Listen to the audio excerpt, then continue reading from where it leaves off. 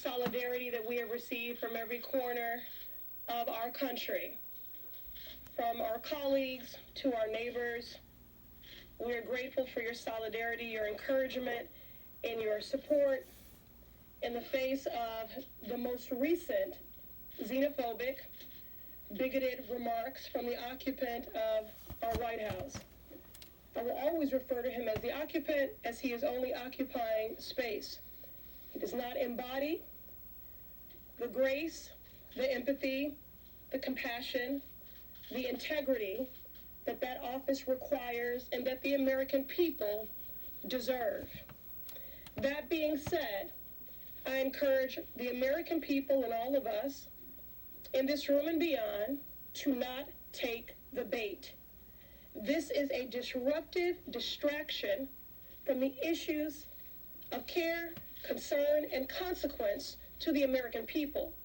That we were sent here with a decisive mandate from our constituents to work on.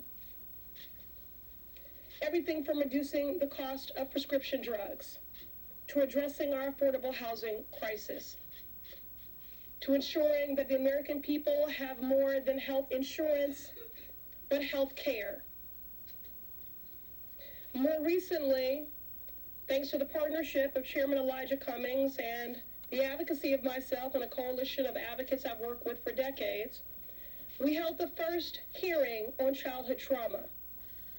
And it's sitting in that hearing as we heard about the many manifestations and iterations of childhood trauma in the wake of the public health crisis and epidemic that is gun violence, in the wake of PTSD, in the wake of those battling substance abuse disorder and a host of other things. It was impossible not to think of the trauma that is being inflicted upon children every day at our border. At the end of the day, if we improve the conditions of children in a cage, they are still in a cage. And we are viscerally, vigorously, and fundamentally opposed to the criminalizing, the vilifying, the mass detention and deportation of migrant families who are simply doing what is their legal human right, and that is to seek asylum. In the tradition of who we say we are as a country, a beacon of light and hope and of refuge. This is simply a disruption and a distraction from the callous, chaotic, and corrupt culture of this administration all the way down. We want to get back to the business of the American people and why we were sent here, reducing the cost of prescription drugs, addressing the public health crisis and epidemic that is gun violence, addressing the racial wealth gap, and yes, making sure that families stay together. I also would like to just underscore the fact that despite the occupant of the White House attempts to marginalize us and to silence us, please know that we are more than four people. We ran on a mandate to advocate for and to represent those ignored, left out, and left behind. Our squad is big. Our squad includes any person committed to building a more equitable and just world. And that is the work that we want to get back to. And given the size of this squad and this great nation, we cannot, we will not be silenced. And now I'll invite Representative Omar to offer a few words as well.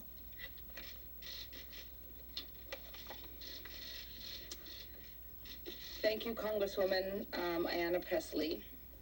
This country was founded on the radical idea that we are created equal and endowed by our Creator with inalienable rights.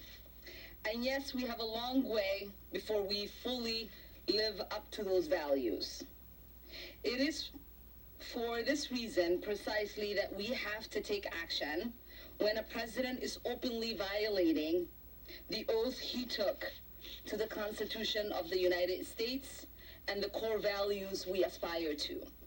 As Martin Luther King said, all we say to America is, be true to what you say on paper. I believe this is a pivotal moment in our country. The eyes of history is watching us. Right now, the president is carrying out mass deportation raids across this country in each one of our districts. Right now, the president is committing human rights abuses at the border, keeping children in cages, and having human beings drinking out of toilets. This president, who has been credibly accused of committing multiple crimes, including colluding with foreign government to interfere with our election. This is a president who has overseen the most corrupt administration in our history and pursued an agenda to allow millions of Americans to die from a lack of health care while he transfers millions of dollars in tax cuts to corporations. This is a president who has said, grab women by the pussy. This is a president who's called black athletes sons of bitches. This is a president who has called black people who come from black and brown countries shitholes. This is a president who has equated neo-Nazis with those who protest against them in Charlottesville. This is a president who has openly violated the very value our country aspires to uphold: equality under the law, religious liberty, equal protection, and protection from persecution. And to distract from that, he's launching a blatantly racist attack on 4 duly elected members of the United States of House of Representatives, all of whom are women of color. This is the agenda of white nationalists. Whether it is happening in chat rooms or it's happening on national TV, and now it's reached the White House garden. He would love nothing more than to divide our country based on race, religion, gender, orientation, or immigration status. Because this is the only way he knows he can prevent the solidarity of us working together across all of our differences. The only way to prevent us confronting the problems our country is facing, whether it is healthcare, climate change, student debt, or endless wars. This is his plan to pit us against one another.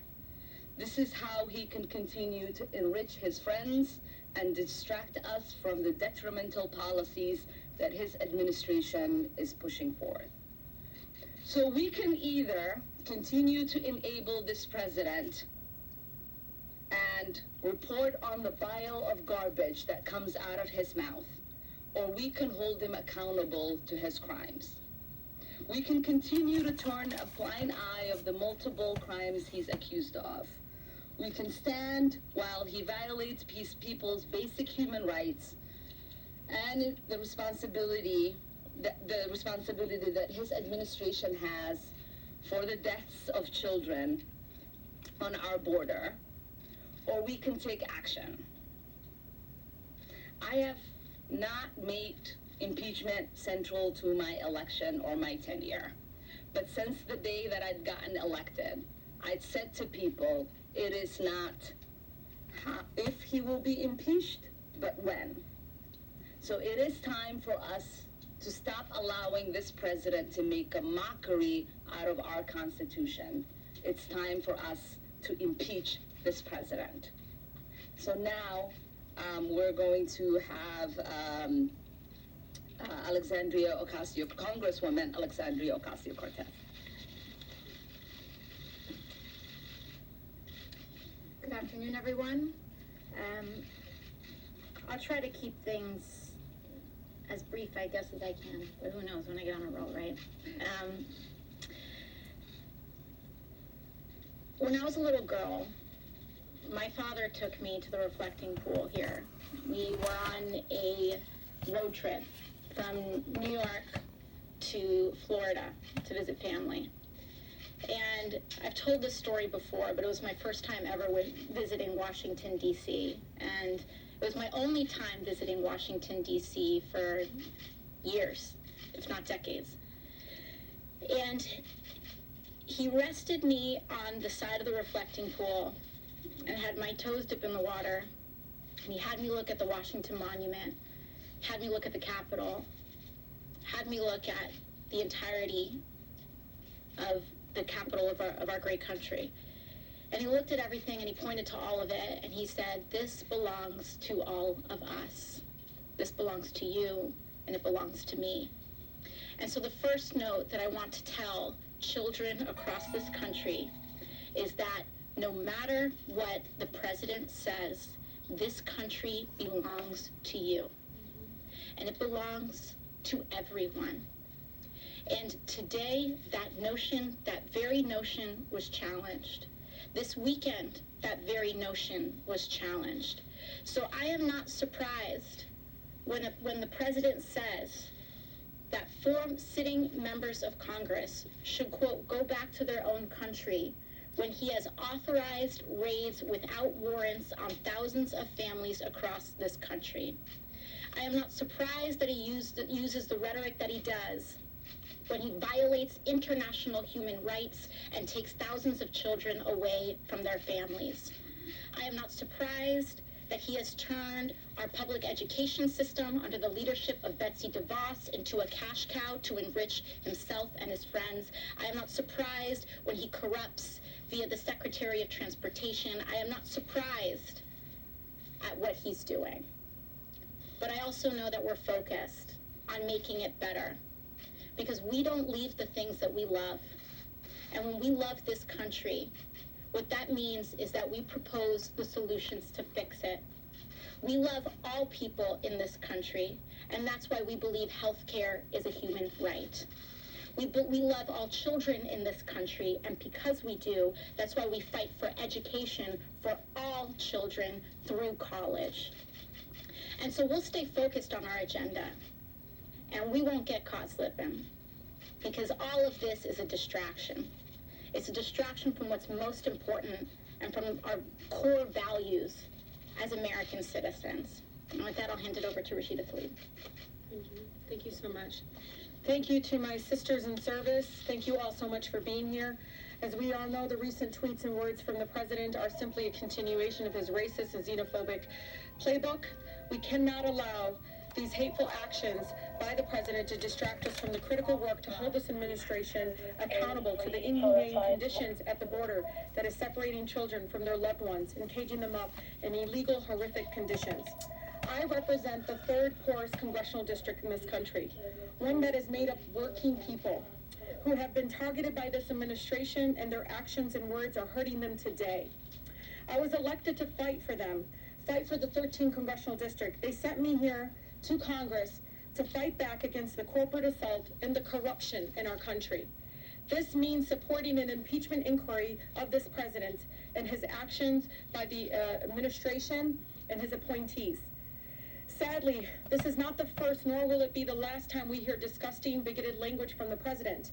We know this is who he is, and we know that he and his administration are constantly engaged in actions that harm residents and American people in our country. Many members of Congress have called for his impeachment because of his utter disregard and disrespect of the United States Constitution. And despite this and other many attempts to distract us, I remain focused. We remain focused on holding him accountable to the laws of this land and accountable to the American people. I urge House leadership, many of my colleagues, to take action to impeach this lawless president today. And now we'll take 2 or 3 questions. Mary, we'll go first. The president today said that many people agree with him and support these comments. I'm wondering if you can speak directly to those supporters of the president and explain why these comments are so harmful and hurtful. And on a personal note, if you can discuss the consequences and impact a bit of these comments. Have you had to up your security? Are you receiving increased threats? I would just say that the experience that he offered is in contradiction to the experience that I have every day, including in the airport on our way here. There were many people who approached me and who said, I disagree with some of your policies. I'm an independent I'm a Republican, and I think what he did was wrong. And he won't apologize, but I am going to apologize. So I have experienced nothing in the wake of those comments, again, but words denouncing these xenophobic, bigoted words. But again, this is a distraction, and we should not take the bait. We can sit here and continue to recycle his hateful rhetoric, of which I cannot feign surprise or inflated outrage, because he is, if nothing else, predictable. What we are focused on are the hateful policies that are draconian and oppressive and life-threatening and family-separating that is being rolled out by this administration every day.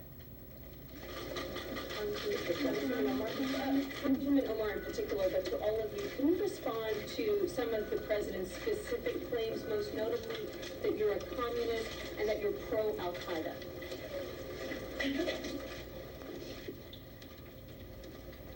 You might have noticed how when he said, go back to where you came from, there was an uproar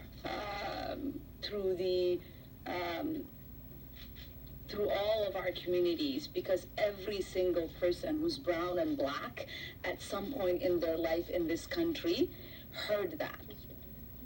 Now, when he made the comment, I know that every single Muslim who has lived in this country and across the world has heard that comment. And so I will not dignify it with an answer, because I know that every single Islamophobe, every single person who is hateful, who is driven by an ideology of othering, as this president is, rejoices in us responding to that, in us defending ourselves. I do not expect every time there is a white supremacist who attacks, or there is a white man who kills in a school or in a movie theater, or in a mosque or in a synagogue. I don't expect my white community members to respond on whether they love that person or not. And so I think it is beyond time. It's beyond time to ask Muslims to condemn terrorists. We are no longer going to allow the dignification of such ridiculous statement.